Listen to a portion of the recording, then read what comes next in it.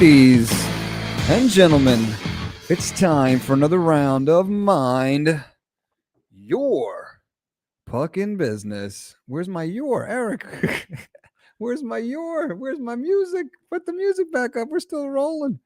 All right, we're rolling. There we go. It's all right. It's all right. Mind Your Puckin' Business with your host, Jeffrey Kruntzman.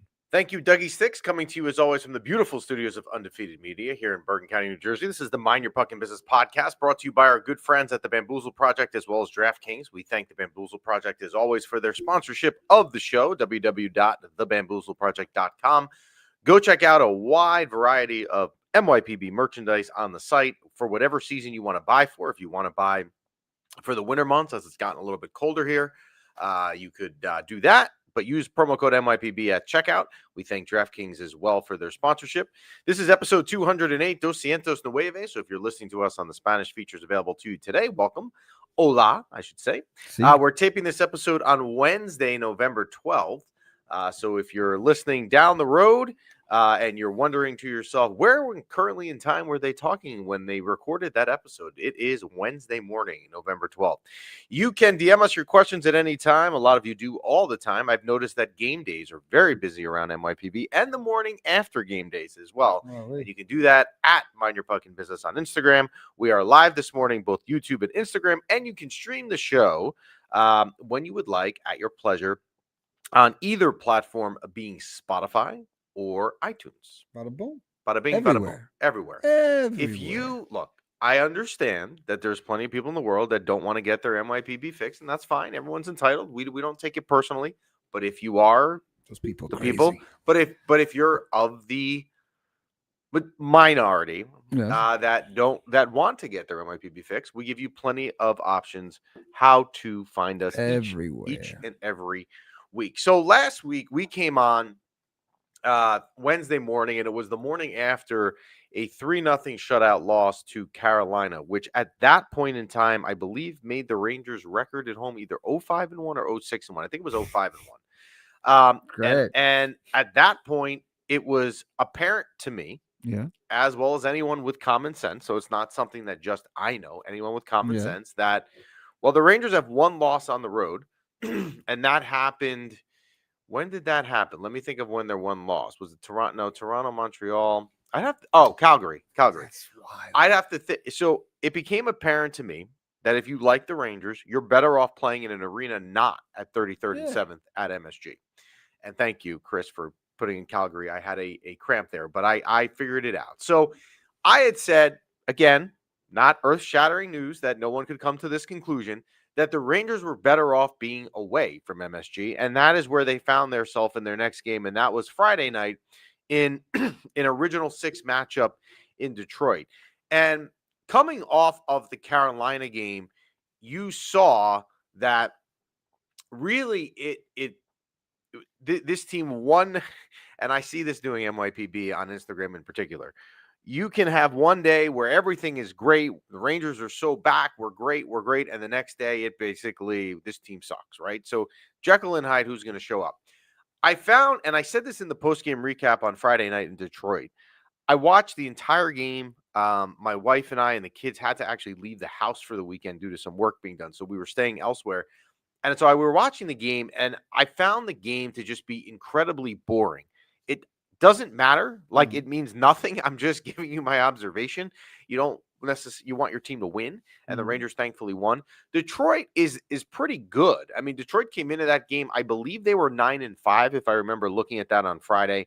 The other news that came out, now I don't really believe in this sort of stuff, but there's people that like to, and then they post about this ad nauseum. You know, Artemi Panarin is going to save the season because he shaved his head. The puck's not going in more because Panarin shaved his head. But if you want to believe these kinds of things, that's fine. The play of that game, so the Rangers are up 2-1 in the second period. And Patrick Kane, like, sometimes you watch a play and you actually say to yourself, I need the play to stop because I need to see a replay of it. I need to just, like, see that again. And that was what happened with me on that play. Patrick Kane comes in. Now, granted, it happens real quick. But he comes on, could play on words there with quick as he was in goal. But he comes in on really just an empty net breakaway real quickly. And Carson Soucy and combined with Schneider, who was out with him, and Quick, made a heck of a play to keep the puck out of the net somehow to keep the score 2-1, because that is a completely different game if Patrick Kane ties the game there, which 99 out of 100 times he's going to do in that situation. It was good for Noah Laba to see score. The broadcast, I don't know what MSG does, and I think we're going to have Kenny Albert on in a couple of weeks. I can ask him this. I don't know, like, I'm assuming the way it works is the production people in any broadcast, not just MSG, tell their TV guys, like, here's some a storyline that you can talk about through the game. Honestly, they said that Noah Laba grew up 30 minutes from the Joe Louis Arena 175 times. Like, they made such a big deal that he was coming back home. I only needed to hear it once or twice. I didn't need to hear it an additional 300 times. But in any event, good for Noah Laba to get on the board in his return to Detroit. Panarin with a 3-point night. Again, if you believe in the shaved head making a difference, he had a goal and 2 assists. Lafreniere with a beautiful breakaway goal. Lafreniere does not, most players don't get a lot of breakaways, but he did make a very nice move, and we all know I've been very critical of Alexis Lafreniere. So good to see him do that. And I always say this, I'm going to say it again. I'm going to keep saying this for as long as Jonathan Quick is in a Ranger jersey and he keeps doing what he is doing.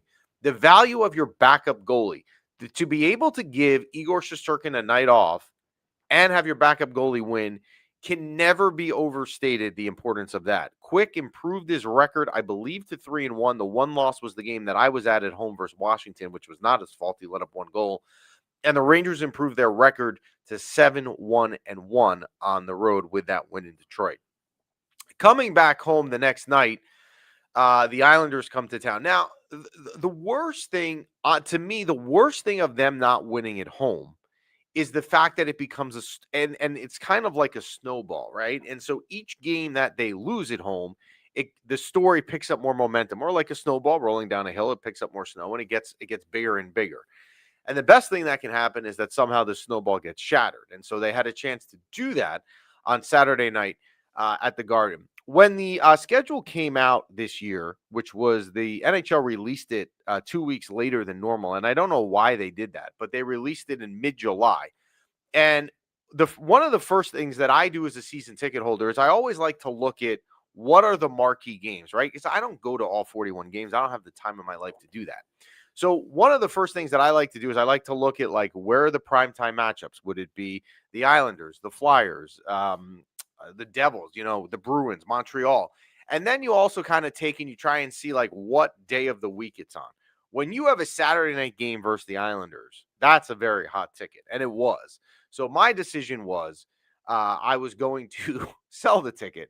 And I had said to my wife had said to me during the day on Saturday, because, again, we had to stay out of the house this weekend, like, maybe we should go. It'll be something to do. And I said, you know what? If they lose, the saving grace when you sell your ticket is I got paid to not be there, and I didn't have to sit through that, as you know, Dougie Sticks.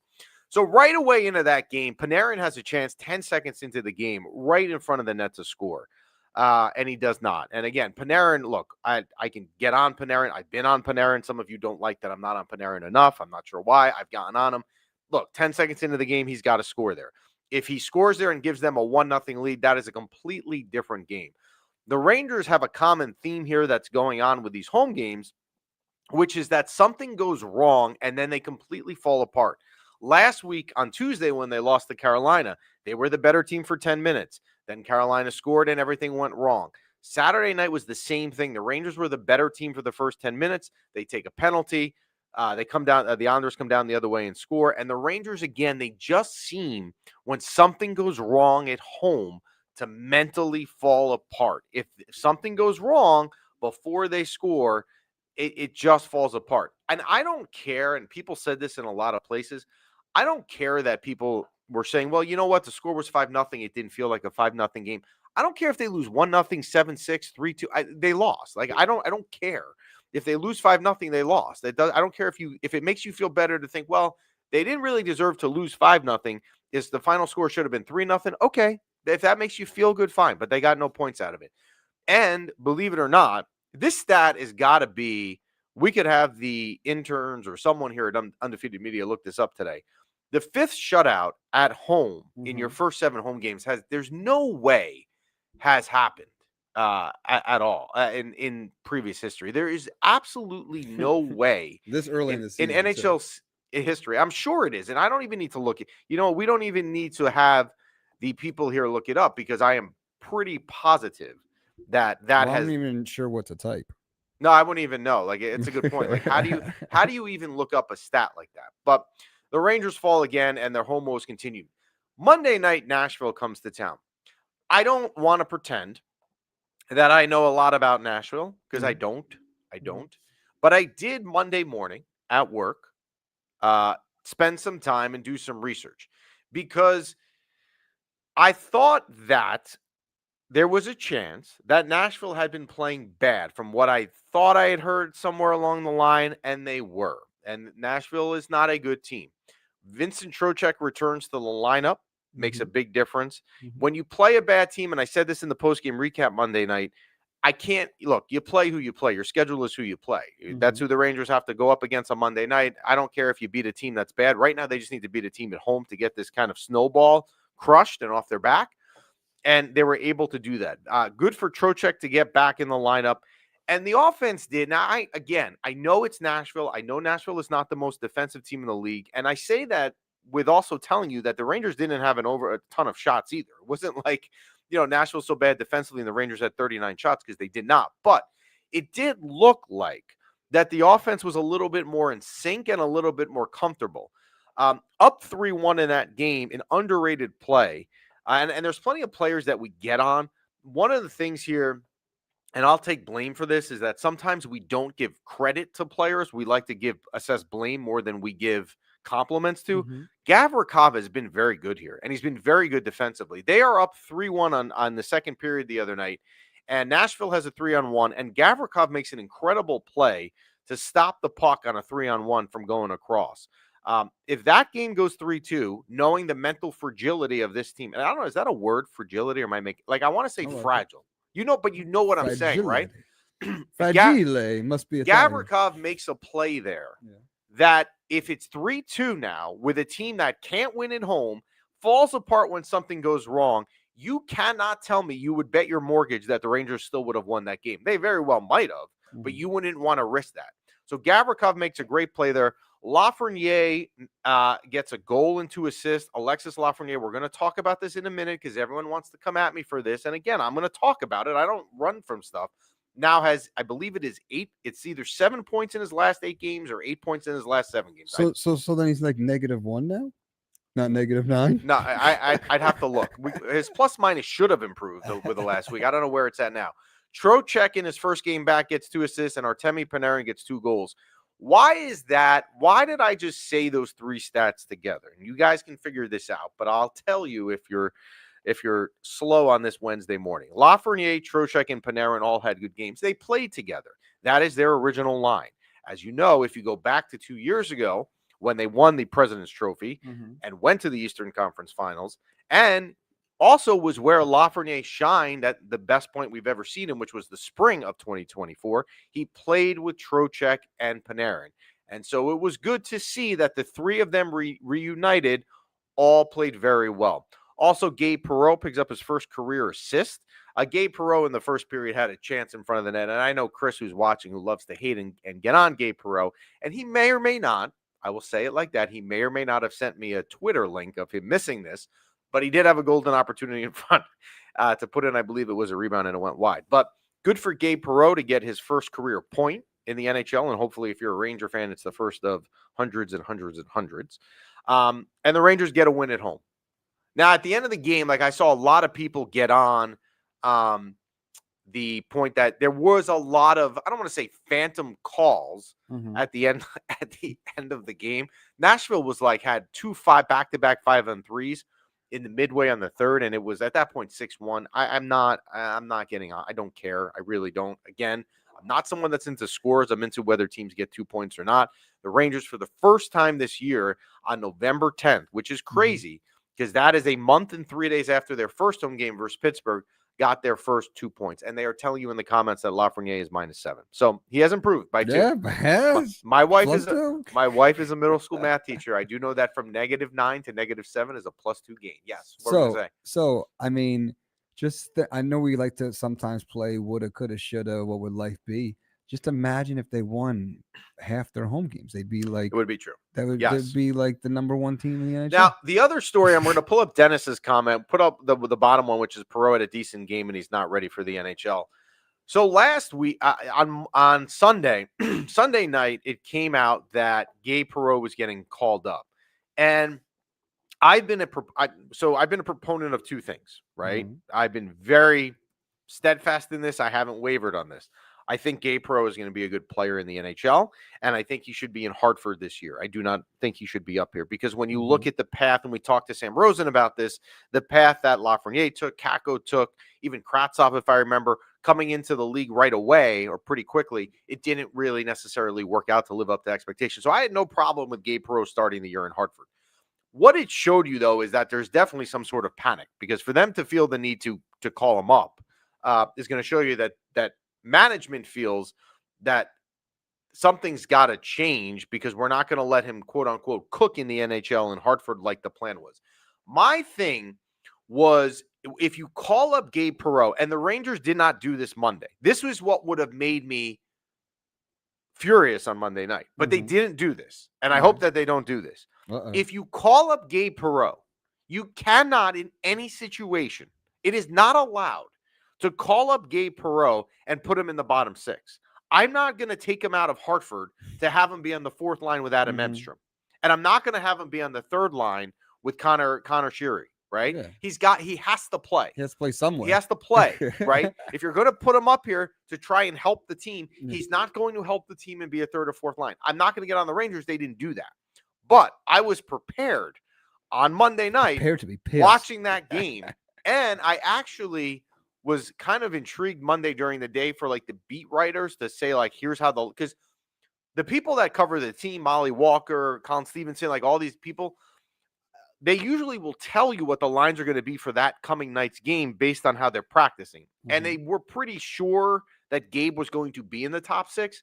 But being that I'm a Ranger fan and I know how this organization works, I'm not believing anything until I see it. So at least they did the right thing by bringing him up. I don't know that Gabe will be here that long, but for now, if he's going to be here, he has to be getting top 6 minutes. That doesn't mean he needs to be on the top power play unit. He's not going to be. And I could live with him also not being on the power play at all. But when at 5-on-5 hockey, if you're going to bring him up and pull him out of getting developed in Hartford, he has to be in the top 6. And at least that they did this the other day. Trocheck coming back on Monday illustrates something that I talked about over the summer, and a lot of the guests that we had on over the summer and people have also talked about, and I think that one thing that we saw illustrates this point. One of the concerns for the Rangers going into this year, was the sense that there is a lack of depth, right?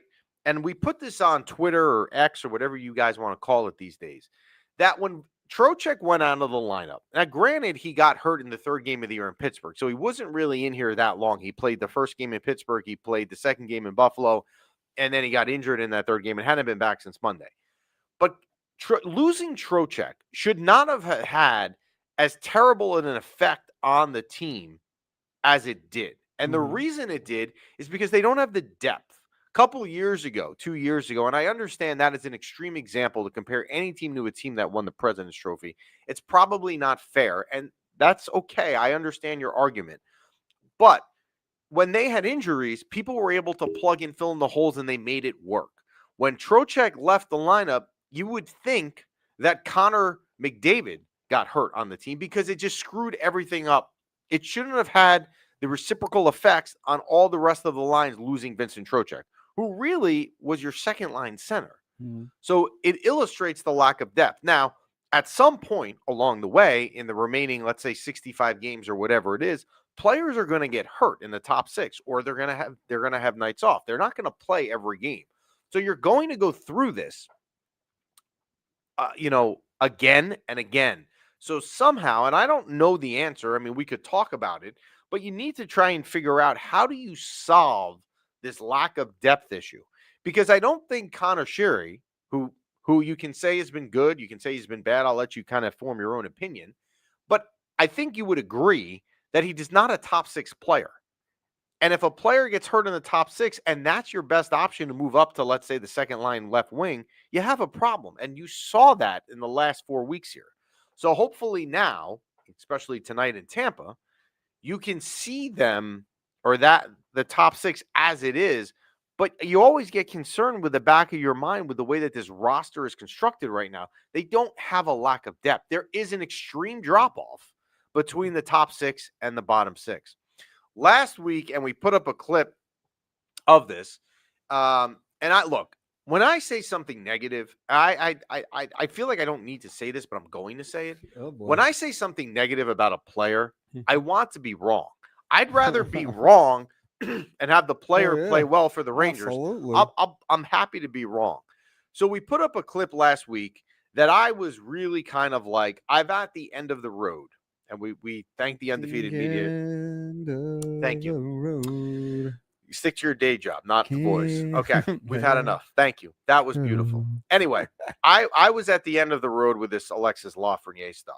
I don't want to go back into the story of he came here in 2020 as the generational talent. Maybe it's not his fault that, he was billed as that and that's how he was sold to us. But he has, in the last week, been a lot better. He had that breakaway goal, as I mentioned, in Detroit. He had a very nice goal on Monday night, cutting to the net against Nashville. He also had 2 assists in that game, and he does now have, I believe it is 8 points in his last 7 games. It's either 8 points in his last 7 games or 7 and 8. I actually think it's 8 in his last 7. So, and again, nobody here wants to be wrong on on Lafreniere more than me. I love him. So, do you? Yes. Recently? -7? So why don't we pull up Chris's comment? Because I know the bottom one, and that is Sherry was the worst option, but your coach remembers what Sherry was. Yes. And Chris might be right, because Mike Sullivan coached Connor Sherry in Pittsburgh. And as we've all detective work pointed out, Connor Sherry is also married to Mike Sullivan's niece. Ooh, so that he's getting playing time. Yes. In and off the ice. And we'll take Chris's comment. Dougie and Jenny are going to be doing duets. There is no chance Jenny will ever come on camera. We've tried. Yes. Okay. That's enough. So Puck Rock Rangers, but do you love him? Love him? I'm assuming you're referring to Lafreniere. I don't. Look. You just said you loved him. I loved him when he came here because I thought you were first round because I thought you were going to be in a position where you had a Sidney Crosby. Yeah. Again, he had better numbers than Sidney Crosby in the Canadian Junior League, right? But I want to be wrong, and this last week has been refreshing. I get it.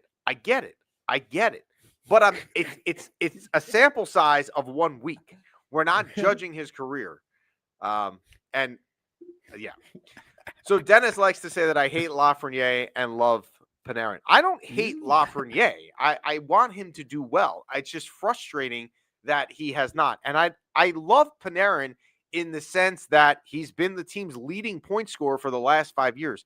I don't know how you don't appreciate. I'm not going to hate my team's leading scorer. What Dennis's point is, and Chris to an extent, who I can see is in the chat also, and they're right, is that he doesn't perform in the playoffs. That is 100% factually right. You're 100% right. But I also got on, if you tuned into this episode 20 minutes ago, I just got on Panarin because he didn't score 10 seconds into the Islander game that he should have. I'll get on Panarin when he needs to. I mean, this is a conversation for like 3 months from now. But like we all know, the other team's going to target Panarin in the playoffs. Like we got to figure out other ways to score.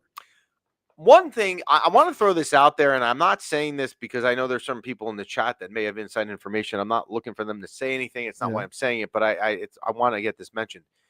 Does anyone know where Dave Maloney's been the last 3 games? He was not on the Detroit broadcast. He was not on the Islanders broadcast, and he wasn't on the Nashville broadcast. Now, I don't have a problem with someone not being there, right? Like Kenny Albert, if he's not there, we just assume that he is elsewhere.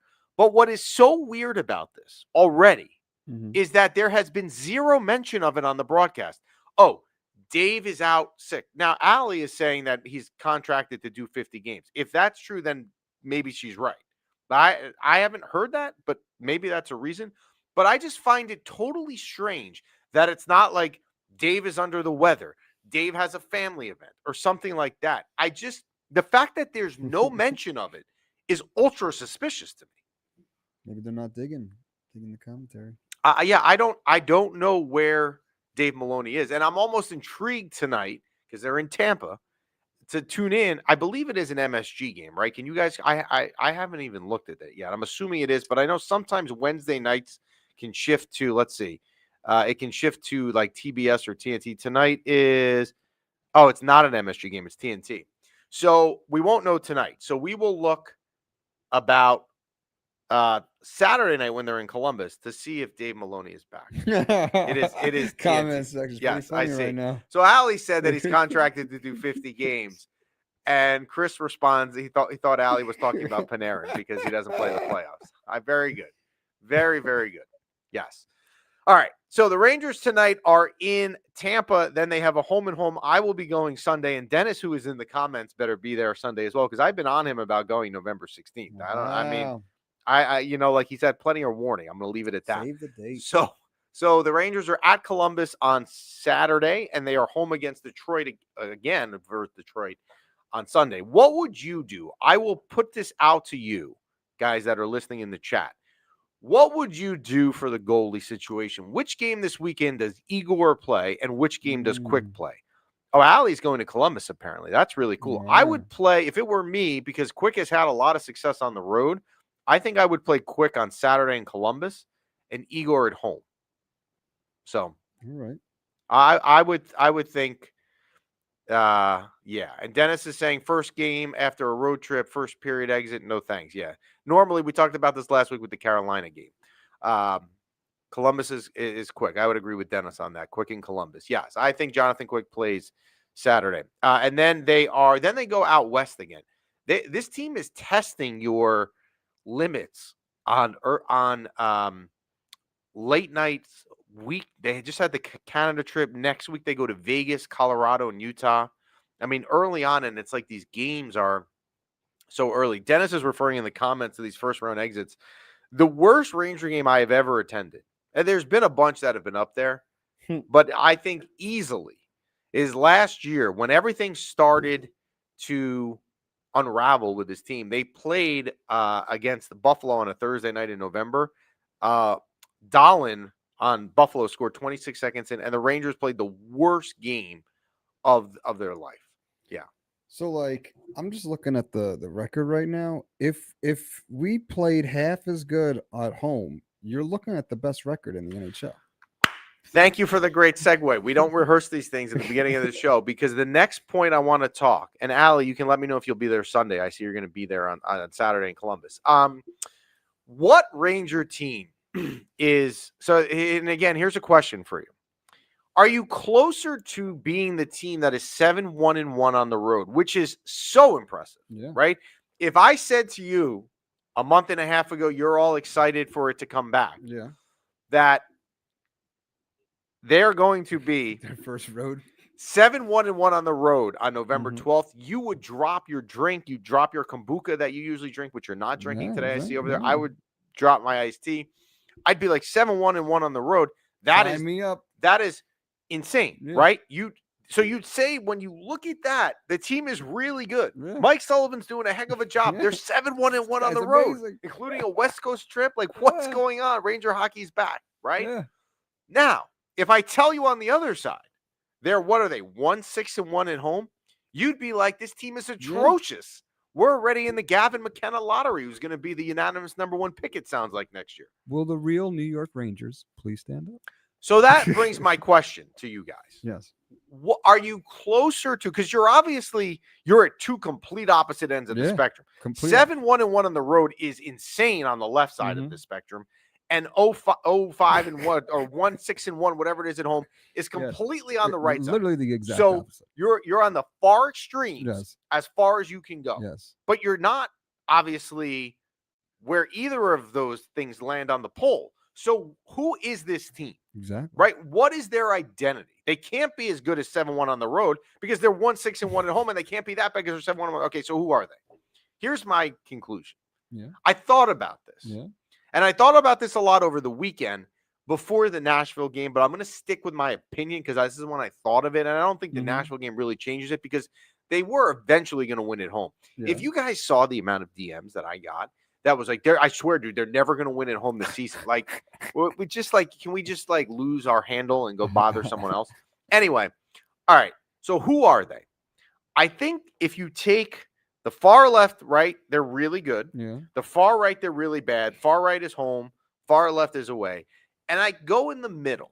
Okay. So now I'm at the 500 mark, which is really kind of what their record, I believe, is. You're on the fence. I'm going to go a couple steps to the left, being better, but not that much. Okay. I think in the end that So 60-40?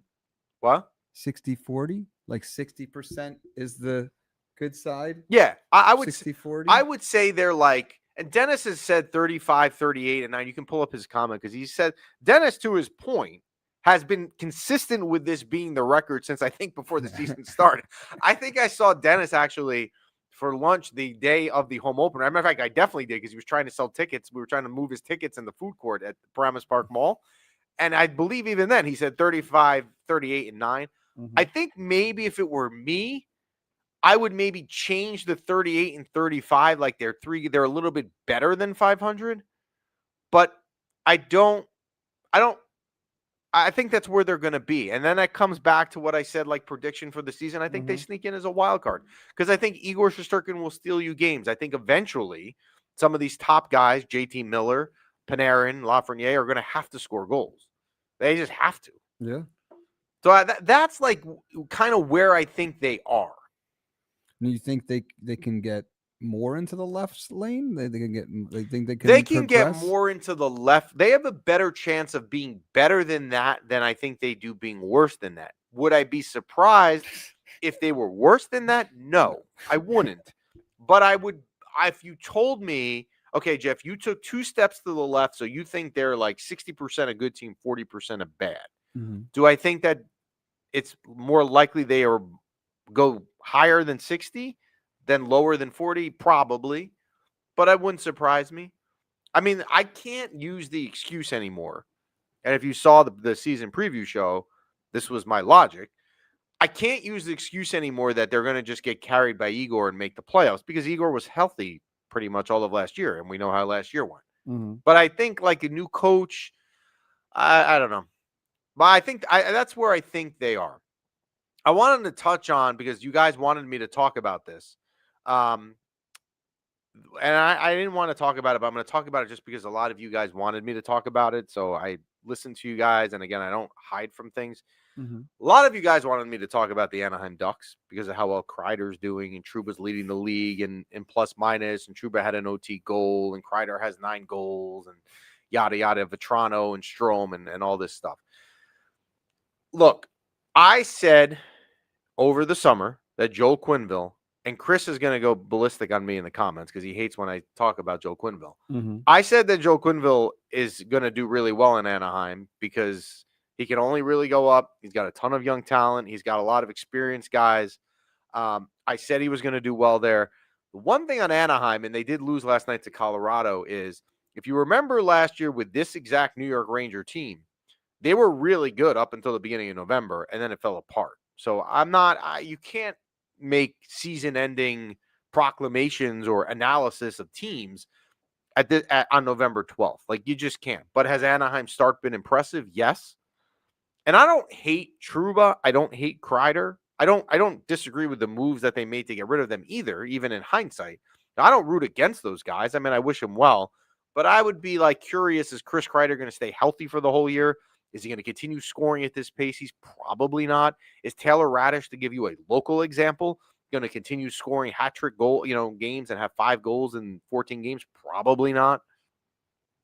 And Chris is now pulling up the stats and that is Trouba 4 goals and 7 assists.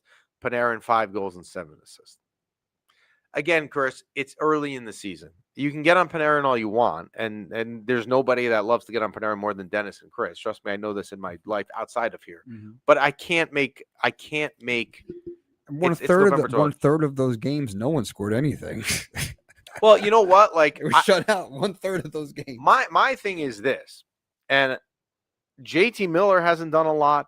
Lafreniere hasn't done a lot. I mean, there's a lot of people here that haven't done a lot. Panarin's in that, right? And Chris is going to say this is Panarin's time. It's not the playoffs. And Chris the other night, as typical Chris does, Panarin scores a late goal, and it's always padding his stats in a game that, when they don't need a goal. Well, what's he supposed to do? He's supposed to not score? No, he's supposed to score. That's what he's paid to do.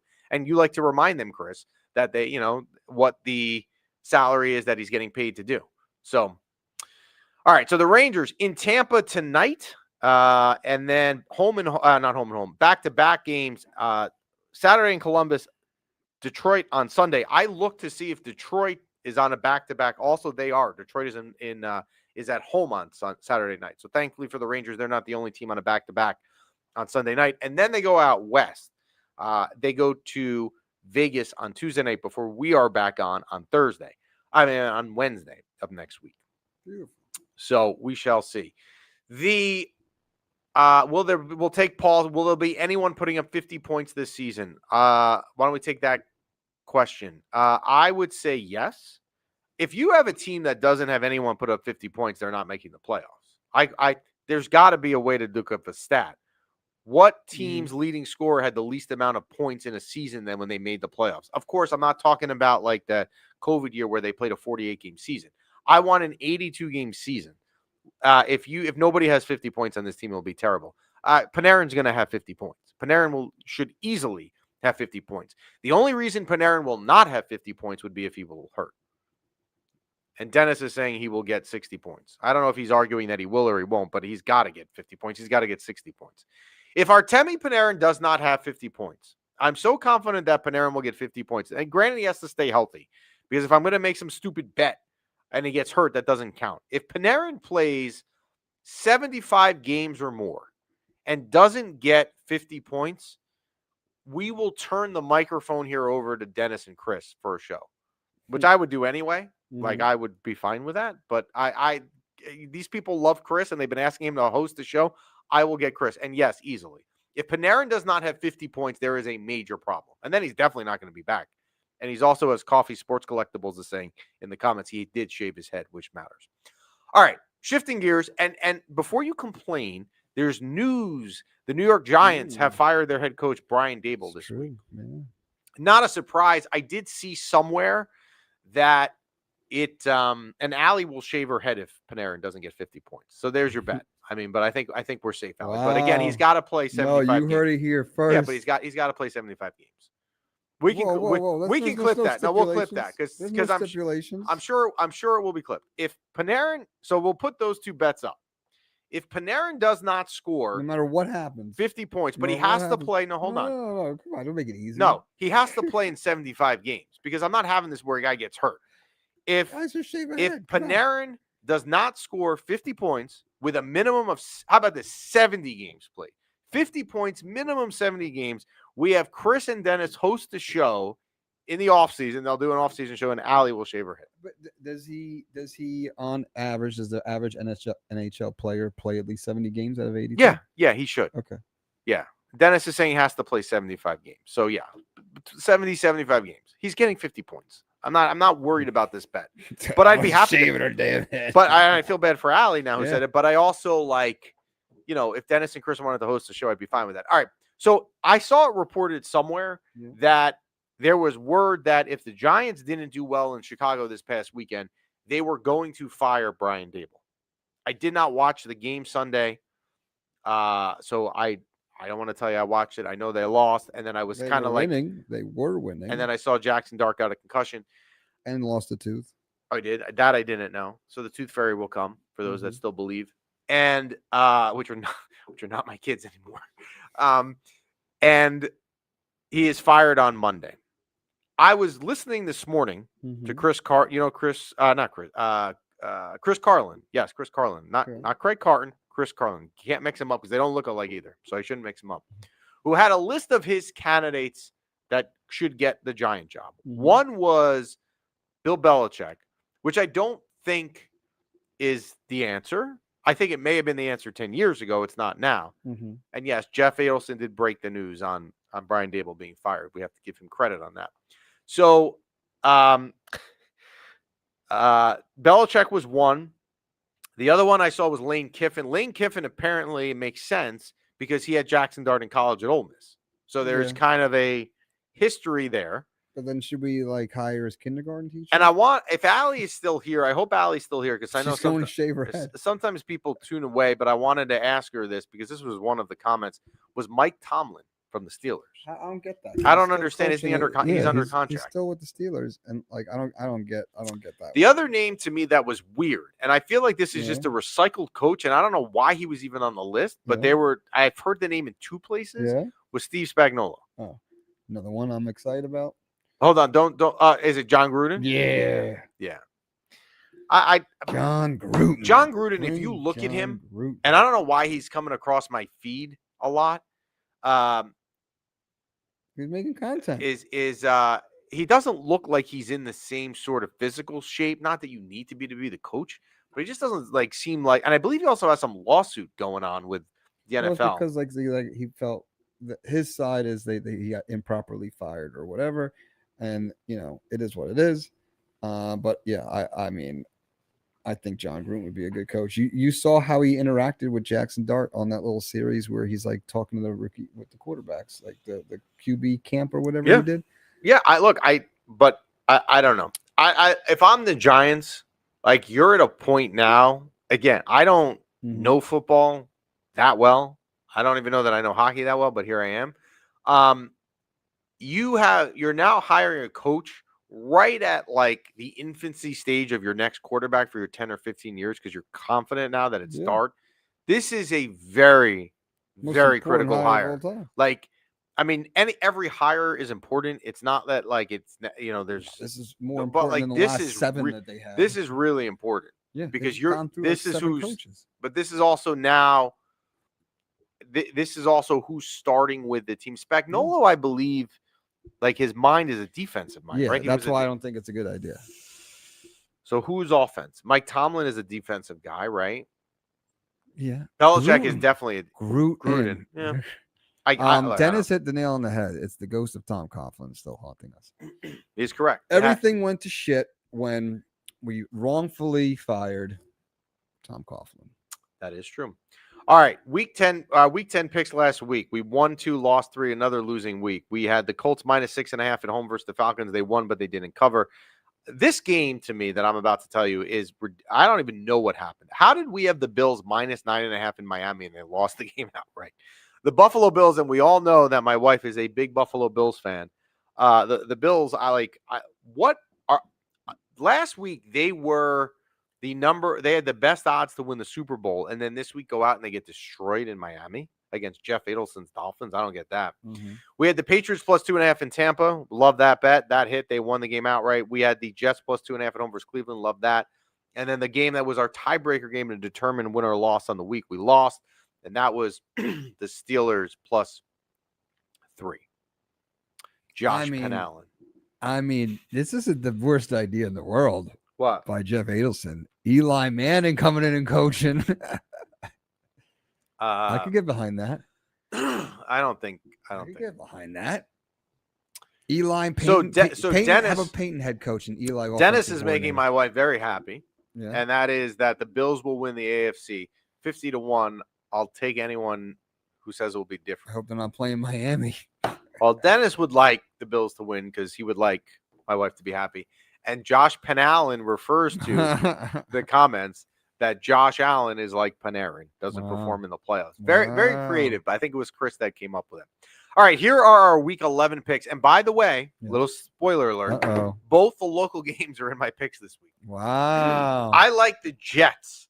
That's right, the Jets. Wow.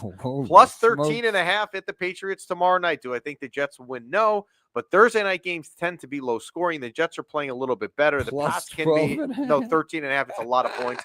I'm taking the Jets plus 13.5. I'm taking the Giants +7 at home versus the Packers. The Packers looked awful this weekend at home versus the Eagles. Now they come on the road versus a team that hopefully gets a new lift with their new interim head coach. I'm taking the Giants +7. They're getting a whole touchdown at home with that. I'm taking the Giants +7. I like the Bengals +5.5 in Pittsburgh. Those games, if you look historically between the Bengals and the Steelers, are usually pretty close. The Steelers were not that impressive on the West Coast last week. Give me the Bengals +5.5. I like the Chiefs -3.5 at Denver. Denver's been a good story. Denver has not played a lot of good teams, and the Chiefs have kind of been better lately. I believe they're also coming off a bye. Give me the Chiefs -3.5 at Denver.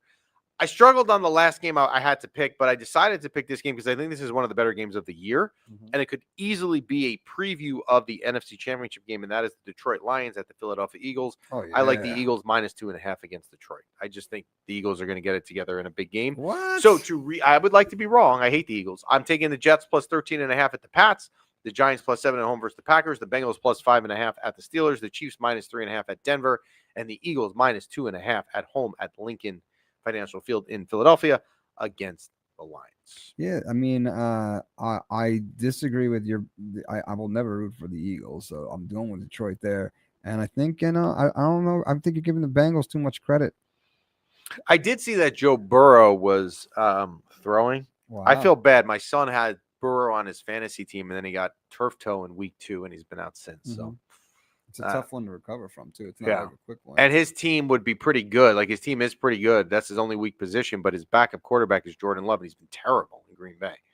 So like he's got everything else right. He just unfortunately got screwed by the injury. So the Rangers tonight are in Tampa Bay. They are in Columbus, Ohio on Saturday night, and they are back home at the Garden. I should be there against Detroit on Sunday, and then in Vegas on Tuesday. Yes, You should pick up Jackson Dart. I'm sure there's a lot of leagues where Dart's still out. isn't he? Open. Isn't he hurt? Oh well, yeah, for this week. But I mean, you said he's got Joe Burrow. Joe Burrow's been hurt like all season. Yeah, I don't know. We'll look at the waiver wire when we go off the air. Flacco is probably Before we the do the best after backup show. quarterback to have on any fantasy football team, no matter where he goes. Yeah, he does well. He does well. He does well. Dennis's prediction: Tampa 307, the Rangers 2. When you pulled up this morning and you asked me outside because we walked in together, and you asked me like, "Will the Rangers decide who they are?" I said I would expect them to lose tonight. I would be real New York I would be Rangers. I would be like Dennis tonight. I would think they would lose tonight, but not 307-2. Please stand up. And I assume you will get Igor tonight. We thank the Bamboozle Project for their sponsorship as always. www.thebamboozleproject.com. Use promo code MYPB. Save yourself 20% off. There's a bunch of winter stuff on there. I think we need to have some discussions around here whether there's going to be some new winter gear. We need to come up with like the win it for Sam. And I had this discussion with Dennis when I saw him. That is actually was a funny conversation. If you guys have any ideas, I'm more open to hearing it. Like the win it for Sam was a great hit. It sold out. Like it would come back in stock. It sold out. Like it was perfect. It hit the like feeling of the season. Sam Rosen leaving. This year, what's the feeling of the season? This year, Please don't suck. This year is the 100th year. So Dennis had an idea. It was like 100 years of losing, 100 years of sucking. I don't know, like what would be like the common like hot topic that you could put on a shirt because the Sam Rosen one like fit like butter. Not like was like now Chris is saying my shirt is cursed. We'll see on Sunday night because I'll be at the Detroit game. But we need to think of a shirt. So and with the Knicks shirt, the Knicks have 7 and 0 century of greatness. Yeah, but people could laugh at that. Or Dennis is saying 96 years of losing. Win it for Panarin, so it's his last season. That's going to be the butt of the joke with anything that has to do with 100 years. I'm going to be like, no. I talked about this, so it's not the first time I say this, but when Chris makes fun of Panarin, there is video, and we put this on our Instagram story. And if anyone wants to see, because a couple of you actually wanted to see the video again, so I sent it to you on DM. I'll send it to you if you don't believe me. This is true. You can DM us. My wife, who loves Panarin, it's her favorite player, right? I don't know why, but she loves Panarin, and Chris hates Panarin. So a couple weeks ago, before they played Montreal, the Saturday night game that they came back and won, Panarin had no goals going into the game. And we were driving in the part of New Jersey where Chris lives, coming back from an early dinner, and we stopped by his house, and my wife gave Chris a bread as like, to get Panarin going. And what does Panarin do that night? He won. Yeah. So we said this like a couple weeks ago. So are we delivering bread tonight? Dennis, what? Wow. Just not. Can't put that one up. No, I'm not. I can't. Which is thing a she good doesn't- thing for you. good- well, yeah, good thing she doesn't see the YouTube. Yes. Were you delivering bread tonight? No, we're not delivering bread tonight. Why? Tonight we're not delivering bread. Is it who we playing tonight? They're in Tampa. But he scored the other day. Panarin scored the other night. I Doesn't know, need a bread delivery. but like, did she deliver it during the Edmonton game? No, she delivered it to him before the Montreal game, and he scored that night. I believe that was also the game. No, it wasn't the game-winning goal. Matthew Robertson had the game-winning goal that night. No, but she delivered the bread. All right, we will be back on next Wednesday. We thank you guys for listening as always, and we will have 4 games to cover next week: the Tampa game, Columbus, Detroit, and Vegas. So a lot going on next week, and we will see you next week.